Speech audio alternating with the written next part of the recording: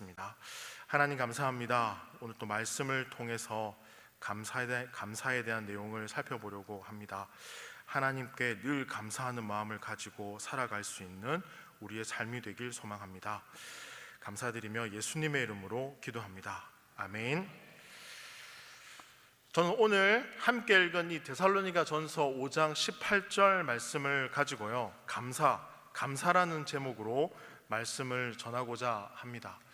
여러분이 감사합니다, 고맙습니다 이런 표현 잘 하시나요? 마지못해 네 이렇게 하시는 것 같습니다. 여러분, 표현도 실력입니다. 이 내 마음을 알아주겠지라고 하면요 안 돼요. 그래서 가까이 있는 사람일수록 표현입니다. 감사합니다, 고맙습니다, 사랑합니다. 옆 사람에게 해볼까요? 네. 감사합니다, 고맙습니다, 사랑합니다. 네. 가까이 있는 분일수록 손 꼭 잡아주시고 또 꼭 안아주시고 사랑해, 고마워, 꼭 이런 표현들 잘 하셨으면 좋겠습니다. 바울은 2차 전도 여행 때요, 이 데살로니가 지역을 방문하게 됩니다. 그러니까 바울이 방문하니까요, 바울을 통해서 복음을 듣고 몇몇의 사람들이 이 복음을 받아들이고 믿음의 공동체를 세우게 됩니다. 그러자 이 바울은요 2차 전도 여행을 마치고요 어느 날 회상합니다. 이 데살로니가 교회에서 만난 성도들을 생각합니다. 참 신앙생활 잘했어. 그 당시 주님을 믿는다는 것은 순교와 핍박을 감수해야 되는 일이었거든요. 바울은 그런 어려운 상황 가운데서도 이 신앙생활을 잘 하려고 하고 있는 이 데살로니가 교회 성도들을 위해서 격려하고 칭찬하기 위해서 편지를 씁니다. 그 편지의 내용이 바로 데살로니가 전서입니다. 여러분, 이제 막 세워진 교회였지만요, 이 데살로니가 교회의 성도들은요 모든 면에서 잘했어요. 우리 온누리교회 성도님들이 잘하고 있는 것처럼. 아멘이 안 나오시네. 강요하는 것 같습니다. 죄송합니다. 네. 자, 그래서 바울은요 이러한 상황을 듣고 참 감사하다, 기쁘다. 그래서 이 편지에 보시면 감사하다, 기쁘다 이런 내용을 참 많이 사용하고 있습니다. 그런데요, 이 데살로니가 교회 성도님들이 모든 면에서 다 잘한 것은 아닙니다. 분명히 그 교회에도 문제가 있었습니다. 오늘날 교회 안에서도요 잘하는 점도 있고 부족한 점도 있고 문제가 있듯이 이 데살로니가 교회도요 문제가 있었습니다. 어떤 문제인가 하면요, 이 교회 안에요 주님을 믿는다고 고백하는데 세속적인 모습을 가지고 있는 사람, 이 세상의 것들에 관심을 두고 살아가는 사람들이 참 많았어요. 또 음란함과 방탕함, 그리고 마음 가는 대로 살고 싶은 자기의 그 욕망을 따라 살아가는 사람들, 또 이 데살로니가 교회 안에는요 화목을 깨는 사람들, 갈등을 유발시키는 사람들도 있었습니다. 그리고 감사와 기쁨보다 가는 곳마다 원망이에요. 말하는 것마다 불평이에요. 사람들하고 모이면요 누가 그렇대, 저 형제 자매들 이렇더라, 안 좋은 얘기를 막 하는 겁니다. 이런 점을 미루어 보면요 이 교회 안에도 원망과 시기와 불평하는 사람들이 있었다는 겁니다. 여러분들은 어떻습니까? 그러한 삶의 모습이 없으실 줄 믿습니다. 아멘을 말하지 않았는데도 하시네요. 감사합니다. 네. 데살로니가 전서는요 이 바울이 사역 초기에 기록한 말씀으로 알려져 있는데요, 이 바울은 사역 초기에 주님이 곧 재림하실 것이다라고 여겼습니다. 주님이 곧 오시겠다라는 거죠. 아니나 다를까 여러분이 이 데살로니가 전서 1장에서 5장까지의 내용을 읽어보면 각 장마다 재림에 대한 내용이 등장합니다. 주님이 재림하신대, 곧 오신대, 그러니 우리는 준비해야 돼. 데살로니가 전서는요 곧 주님이 오시는데 우리 성도님들이 어떻게 살아가야 하는가, 그 이야기를 사도 바울은 지금 이 편지에서 하고 있는 겁니다. 특별히 4장과 5장에서요 종말을 살아가는 성도들이 어떻게 살아가야 될지, 마지막 때 주님이 오시는데 우리는 과연 어떻게 살아가야 하는가? 이 삶에 대해서 몇 가지를 끄집어내서 이야기하고 있습니다. 이 바울은 성도들에게요, 첫 번째입니다. 4장 3절 말씀 같이 읽어볼까요? 데살로니가전서 4장 3절 말씀 같이 읽겠습니다. 하나님의 뜻은 이것이니 너희의 거룩함이라 곧 음란을 버리고. 무슨 말입니까? 이제 곧 다가오는데 우리는 이렇게 살아야 된다는 겁니다. 거룩하게 사세요. 마지막 때를 사는 여러분, 거룩하게 사십시오. 거룩하게. 제가 조금 전에 말씀드린 것처럼요, 주님을 믿지만 여전히 세상의 것에 관심이 있고 음란하고 방탕하고 마음속에 하고 싶은 대로 하는 그 사람들이 많다는 겁니다. 그때나 지금이나 별반 다르지 않다는 거죠. 그러니까 마음 가는 대로, 어때? 뭐 어때? 근데 바울은 믿는 사람이라면 거룩하게 사십시오, 구별된 삶을 좀 사세요 라는 의미입니다. 하나님의 자녀는 다름을 가지고 살아가는 사람들입니다. 여러분, 예수님을 믿는다는 것은 무엇입니까? 그리스도인이 된다는 것은 무엇을 의미합니까? 힌트를 하나 드릴까요? 마태복음 5장의 산상수훈에 보면 우리 눈에 들어오는 한 단어가 있습니다. 그 단어는 무언가 하면 의라는 단어입니다. 이 의는요, 하나님의 이 의는요, 정의를 말하기도 합니다. 법적인 용어입니다. 그거는 1차적인 의미고, 본래 이 의의 의미는요, 하나님 앞에서의 올바른 삶입니다. 뭐라고요? 하나님 앞에서의 올바른 삶, 이게 의다라는 겁니다. 저와 여러분이 누구 앞에서 살아갑니까? 하나님 앞에서 살아가죠. 하나님은 보십니다. 아무도 보지 않는 것 같지만 하나님이 보신다라는 것입니다. 그러니 여러분, 하나님이 기뻐하시는 삶을 살아가시기를 소망합니다. 그런 의미에서 옆 사람과 인사하겠습니다. 거룩하게 삽시다. 구별된 삶을 삽시다. 눈도장 찍으십시오. 그분이 분명히 그렇게 얘기했습니다. 네. 자, 여러분, 바울은 그렇게 얘기하는 겁니다. 이 땅에 살아가는 성도님들, 거룩하게 사십시오. 구별된 것을 가지고 사십시오. 하나님을 바라보십시오. 여러분, 그렇게 하나님을 바라보고 살아가는 인생에게 시편 32편에서 이렇게 말합니다. 홍수와 같은 재난이 우리 삶 가운데 다가올지라도 하나님이 우리를 보호해 주실 것입니다. 우리를 책임져 주십니다 라고 32편에 기록이 되어져 있습니다. 여러분, 바울은요, 한 걸음 더 나가서 4장 11절 말씀 같이 한번 읽어보겠습니다. 4장 11절 말씀입니다. 데살로니가전서 시작. 또 너희에게 명한 것 같이 조용히 자기 일을 하고 너희 손으로 일하기를 힘쓰라. 무슨 말입니까? 이 땅에 살아가는 하나님의 자녀들, 성도님들, 자신의 일에 최선을 다하십시오. 성실하게 살아야 된다라는 것입니다. 주님이 이제 오신다고 모든 일을 팽개쳐 두고 그렇게 있으면 안 된다는 거예요. 내일 오실지라도 오는 그 순간까지 최선을 다해 살아가는 것이 우리의 삶이다라는 것입니다. 주님이 오신다고 손을 놓고 뭐 하나 신경 쓰지도 않고 살아가는 거. 여러분, 세상에 타락한 이들은 말합니다. 주님이 오신대. 내가 메시아야. 내가 그 사람이야. 언젠가 오신대. 이런 말들에 미혹되지 말고 바울은 깨어있으라 라고 말합니다. 자, 여러분, 데살로니가전서 5장 6절 말씀을 한번 읽어보겠습니다. 5장 6절 같이 읽겠습니다. 그러므로 우리는 다른 이들과 같이 자지 말고 오직 깨어 정신을 차릴지라. 아멘이십니까? 늘 깨어 있어야 된다라는 것입니다. 가운데 계신 집사님 일어나세요. 자, 여러분, 이것이 중요하다라는 겁니다. 늘 깨어 있어야 된다. 자, 네 번째로요, 바울은 5장 11절에서 이렇게 말합니다. 데살로니가전서 5장 11절 말씀 같이 읽겠습니다.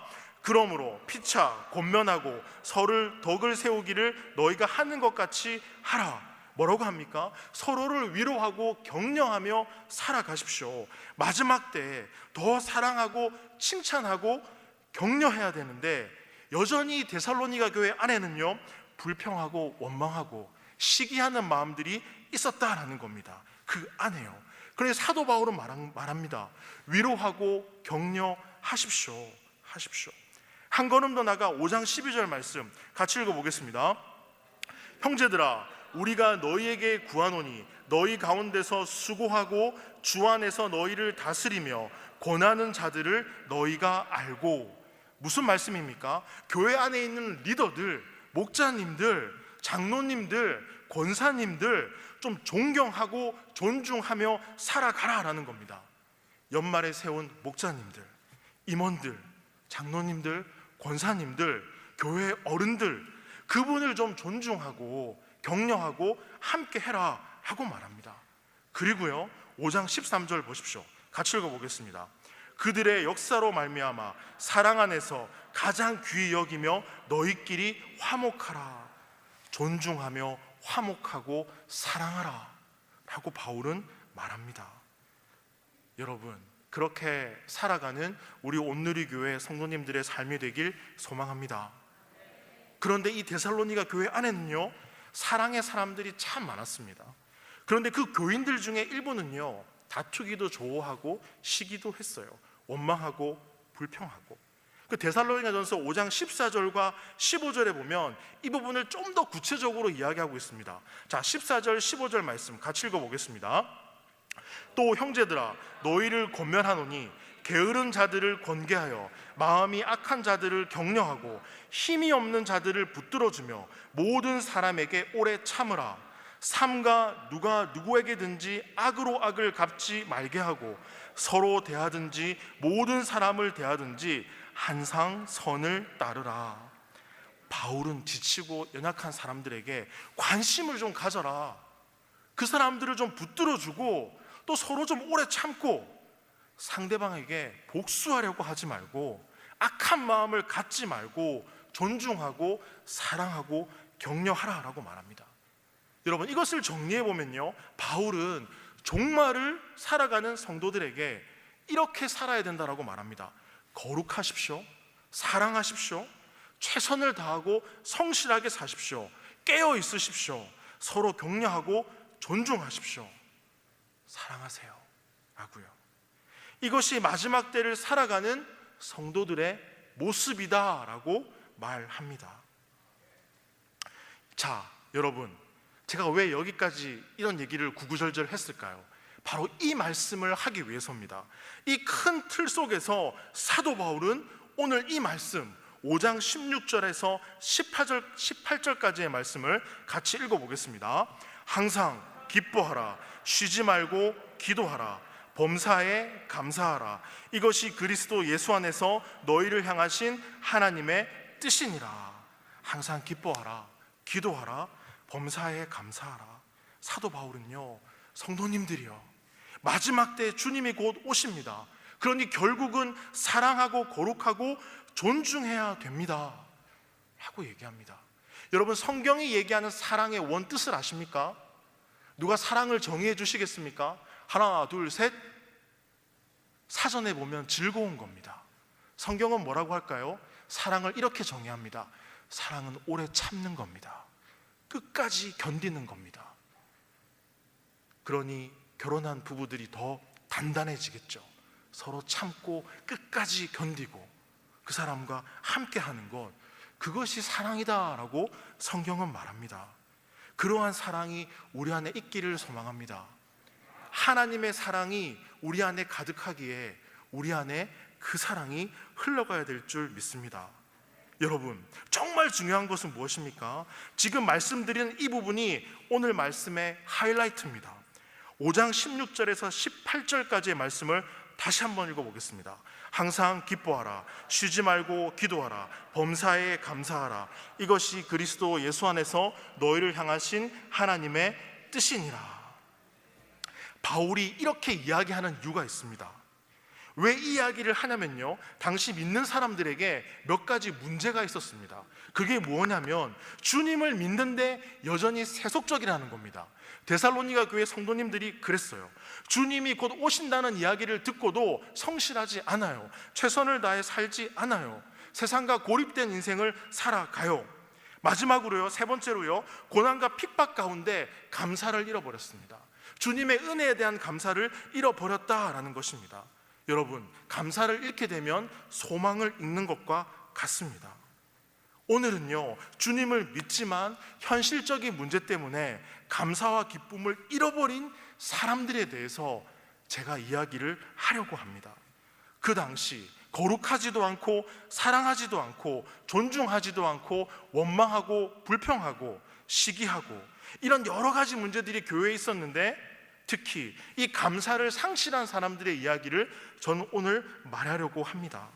여러분, 초대교회 데살로니가 교회 성도들만의 이 문제가 아니라 이것은요, 따라해 보겠습니다. 나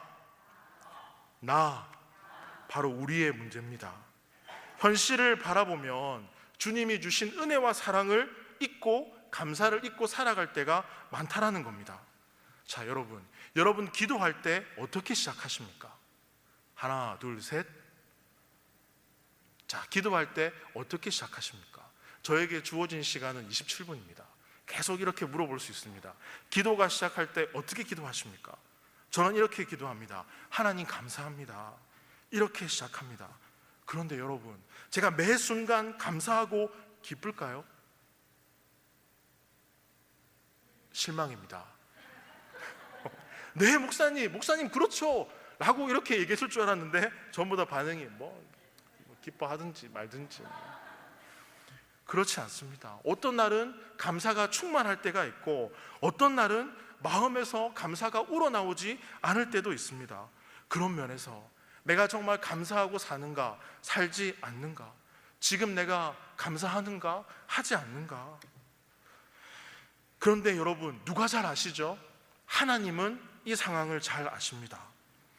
저는 하나님 감사합니다 라고 기도하지만 제 마음과 생각과 중심을 아시는 분은 누구십니까? 하나님이시죠. 하나님이십니다. 여러분, 그리고요, 퀴즈입니다. 저는 또 한 사람을 소개하고 싶습니다. 하나님만큼은 아니어도 하나님 다음으로 저를 잘 아는 사람이 있습니다. 누굴까요? 네, 저의 아내입니다. 왜냐하면 저와 5,908일을 보냈고 5,908일을 보냈습니다. 항상 저를 관찰하고 봅니다. 저의 아내는 제 배에 손을 얹으면 뭘 먹었는지 다 맞춥니다. 와, 그 능력은 정말 탁월합니다. 네. 그래서 저는요, 하나님 앞에서도 감출 수 없지만 아내 앞에서도 저를 감출 수가 없습니다. 그런 면에서 하나님 다음으로 가장 무서운 사람은 아내입니다. 제가 막 그렇다고 막 이렇게 무서워하고 그러지 않습니다. 네. 제 믿음의 상태도 가장 잘 알고 있고 제 영적인 상태도 가장 잘 알고 있고 제 마음의 상태도 알고 있고요, 감사와 불평 사이에서 갈등하고 있는 저의 모습도 저의 아내는 잘 알고 있습니다. 이 모든 것을 잘 알고 있는 아내 앞에 제가 설 때요, 제가 저를 감출 수 있을까요? 아니요, 그러지 못하더라고요. 그렇기 때문에 항상 저의 설교를 듣고 있는 아내가 제일 부담스럽습니다. 그런데요, 그런 상황 가운데서 아내의 격려 한마디가, 그 칭찬 한마디가 저를요 춤추게 합니다. 와우, 여보 그랬지. 제가 어느 날 설교 원고를 못 써내려갈 때 저희 아내가요 이렇게 오빠 수고해 이러고 가지 않습니다. 저희 아내는요 춤을 추고 응원해주고 갑니다. 오빠 화이팅 막 이러면서 막 있잖아요. 이렇게 하고요 막. 네, 제가 다 보여드릴 수는 없지만 아무튼 그렇게 저에게 웃음을 줍니다. 여러분, 얼마나 그게 힘이 되는지 모릅니다. 가장 잘 아는 그 사람이 나에게 부담이 되지만 가장 나를 잘 아는 그 사람이 가장 큰 힘이 된다는 것입니다. 저의 삶 가운데 감사가 사라질 때, 영적인 슬럼프에 빠져 있을 때, 삶의 어려운 가운데 놓여 있을 때 아내의 말 한마디는요 너무나 소중합니다.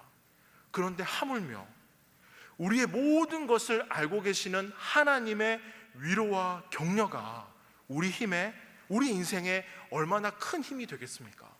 시편 23편 4절에 내 영혼을 소생시키시고, 여러분, 하나님의 위로와 평안이 여러분 삶 가운데 있기를 소망합니다. 또 퀴즈입니다.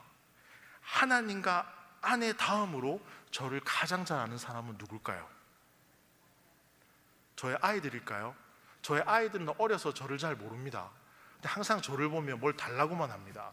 놀아줘, 앉아. 저희 둘째는요, 저를 앉혀놓고 말을 잘 들으면 아빠 착하다, 비타민 줘야 되겠다, 비타민 까서 입에 넣어줍니다. 아빠는 하린이 말 잘 듣지, 착하다 이러고 가요. 그러면 제가요, 그 다음으로 누가 저를 잘할까? 제가 생각해 보니까요, 저희 선배님들이더라고요. 한 번씩 힘들 때, 어려울 때 선배 목사님께 전화를 하면 수화기 너머로 들려옵니다. 장 목사 힘내, 기도할게, 아니 기도해 줄게. 그리고 기도해 주십니다. 밥도 사 주시고요. 언젠가 양산까지 오셔가지고 밥을 사주고 가신 선배님도 계셨습니다. 서로 힘들고 지쳤을 때 서로의 말 한마디가 정말 중요하다라는 것을 깨닫게 됩니다. 여러분들은 어떠십니까? 하나님 다음으로 여러분들은 누구와 가까이 지내고 계십니까? 어떤 말로 서로를 격려하며 살아가십니까? 그 사람을 제대로 보는 것은 언어라고 합니다. 예쁜 말을 쓰는가? 믿음의 말을 하는가? 그 삶은 어떠한가? 가까울수록 표현하기 어렵고 낯 간지럽잖아요. 그런데요, 해야 됩니다. 한 걸음 더 나가서 해야 돼요. 그런데 여러분, 하나님은 우리를 잘 아십니다.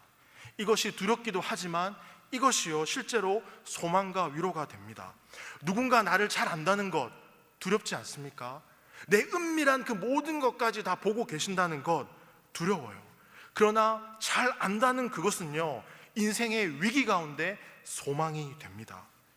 주 없이 살 수 없네. 이 가사가 우리 삶의 울림이 되기를 소망합니다. 정말 그러니 그분이 나의 소망과 위로가 되는 것 아니겠습니까? 저는 개인적으로 공동체에 관심이 많습니다. 왜 하나님께서 우리에게 공동체를 허락하셨을까? 혼자 예배하고 기도해도 되는데, 여러분, 우리는 코로나라는 이 긴 시간을 경험하면서요, 많은 변화를 경험하게 되었습니다.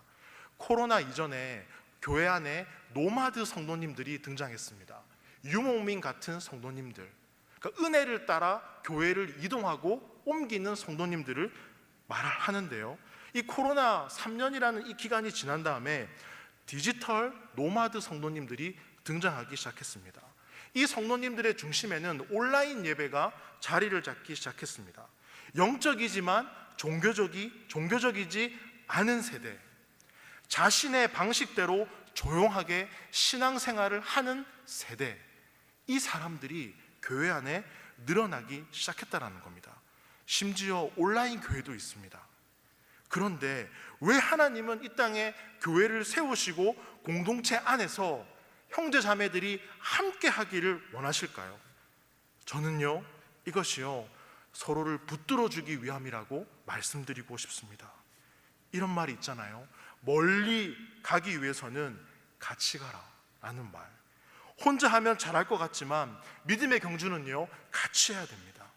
사도 바울은요, 오늘 본문에서 항상 기도해, 범사에 감사해, 쉬지 말고 기도해, 이렇게 말하는 거 얼마나 쉽습니까? 기뻐해, 기도해, 감사해. 이것이 당연하다는 것을 모르는 사람이 어디 있습니까? 그런데 뜻대로 되지 않습니다. 많은 계획을 세웁니다. 기도하자, 성경 읽자, 모이자, 사랑하자, 용서하자, 하자. 그런데 홀로 가다 보면 넘어지고요, 낙심하고 포기하게 됩니다. 홀로 가면.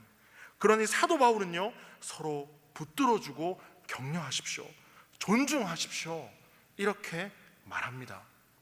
그런데 저는요, 이 사도 바울의 모습을 보면서 한 가지 의문이 생겼습니다.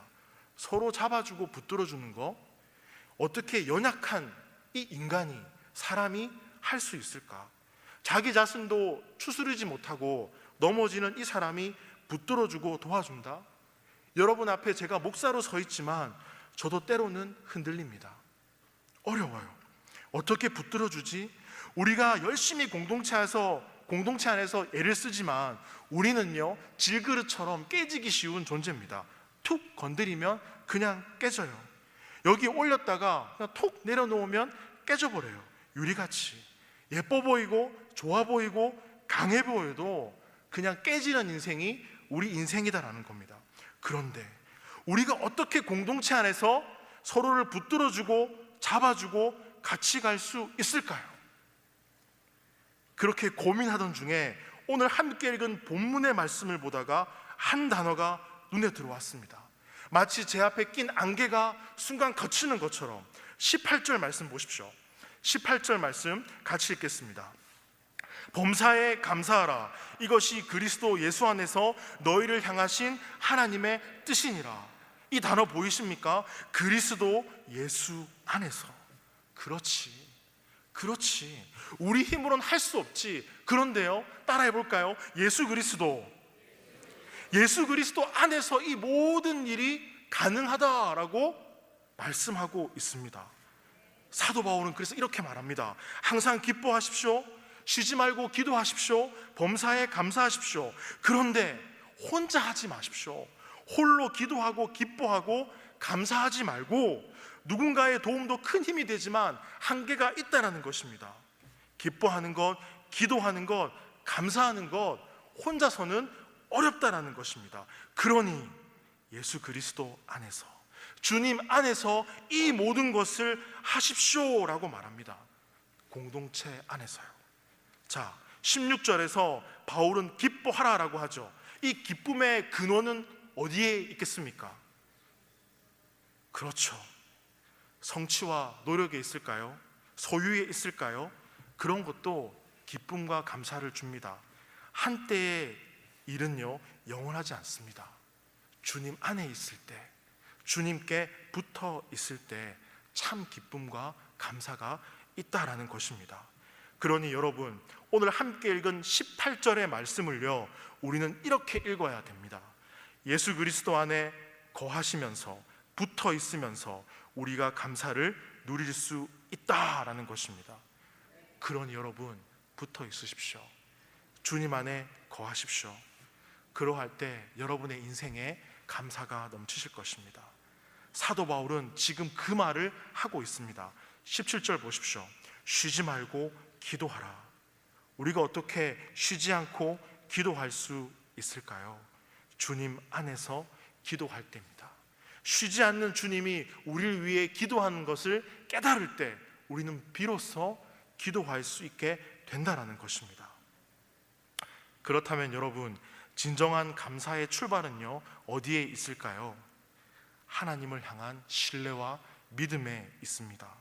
하나님을 믿을 때, 신뢰할 때, 거기서부터 감사가 시작됩니다. 날 위해 죽으신 십자가의 그 의미를 깨닫게 될 때, 그 보혈의 능력을 알 때 우리는 감사할 수 있다는 것입니다. 따라해 보겠습니다. 예수 그리스도. 자, 여러분, 18절은요, 예수 그리스도를 통하여 보여주신 하나님의 은혜와 이 사랑을 진정으로 알게 된다면 우리는 감사할 수 있다라는 것입니다. 여러분, 말씀을 정리하겠습니다. 예수 그리스도의 은혜와 사랑에 대한 진정한 감사가 여러분 삶 가운데 있으십니까? 그 감격이 여러분 삶 가운데 있으십니까? 그 감격을 잘 유지하고 계십니까? 그 감격이 여러분으로 하여금 감사하게 하고 또 감사하게 하고 하나님이 주신 이 인생 행복하다, 감사하다, 주님 감사합니다. 여러분, 이 질문에 대해서 네, 그렇습니다 하고 고백하지 못하면 정말 가슴 아픈 일이 아니겠습니까? 주님이 나의 전부입니다. 이 감사와 감격이 여러분 삶 가운데에 회복되기를 소망합니다. 하나님의 은혜와 사랑을 바라봄으로 그 감격이 회복하셔서 감사하는 삶을 살아갈 수 있기를 소망합니다. 그러면 사도 바울이 얘기했던 기뻐하라, 쉬지 말고 기도하라, 범사에 감사하라, 이 모든 것을 예수 그리스도 안에서 그렇게 이 믿음의 길을 잘 걸어가시는 온누리교회 성도님들의 삶이 되길 소망합니다. 이 말씀 기억하시면서요, 우리 기도했으면 좋겠습니다. 하나님 감사합니다. 내 마음속 전부를 다하시는 주님, 당신 앞에는 숨길 것이 없습니다. 주님의 보좌 앞에 나아가기를 소망합니다. 주님의 십자가 사랑의 은혜와 사랑을 바라볼 수 있기를 소원합니다. 그렇게 주님을 바라볼 때 모든 근심과 슬픔이 우리 안에 사라질 것을 믿습니다. 주님 내 맘에 계시고 나는 주님 안에 거하고 싶습니다. 이 놀라운 사랑 앞에 감사하며 살아가게 하시고 주님을 찬양하며 살아가는 우리의 삶이 되기를 소망합니다. 그리하여서 주님께 소망을 두고 매 순간 매 시간 감사하며 우리에게 주어진 이 시간들을 은혜 가운데 살아가는 우리 온누리교회 모든 성도님들의 삶이 되도록 주님 인도해 주시고 함께하여 주시옵소서. 주님 감사합니다. 사랑합니다. 예수님의 이름으로 기도합니다.